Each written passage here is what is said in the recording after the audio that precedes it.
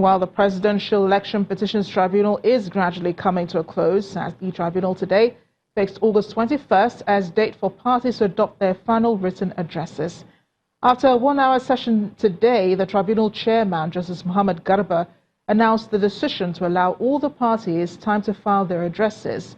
At today's sitting, the All Progressives Congress opted to not open a defense in the petition filed by the People's Democratic Party, while President Muhammadu Buhari decided to close his case. Our correspondent, Amaka Okafo, has more. All parties to the petition filed by the People's Democratic Party challenging the election of President Buhari in court as the tribunal chairman, Justice Muhammad Garba, reads what can be considered to be a major decision by the five-man panel of the Presidential Tribunal. Justice Garba ruled that parties are to adopt their final written addresses in the petition on August 21st, 2019. Another major highlight of today's proceedings is that the president, who was to continue his defense against the petition, chose to close his case.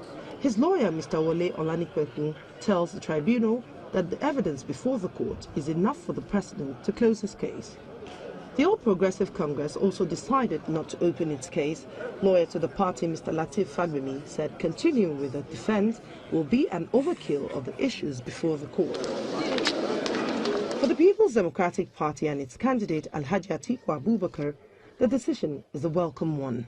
I'm not surprised because given the events of the last 2 days in this court, it was obvious that they couldn't continue to take the gamble of calling witnesses who, rather than improving their cases, were rather damaging their cases beyond redemption. So they had to cut their losses. I assure you that this case, I hope so, will define electoral jurisprudence in this country one way or the other. All parties are to begin filing their final addresses on August 2nd, 2019, but pleaded with the tribunal to give them until Monday to do so, a request that was obliged by the tribunal.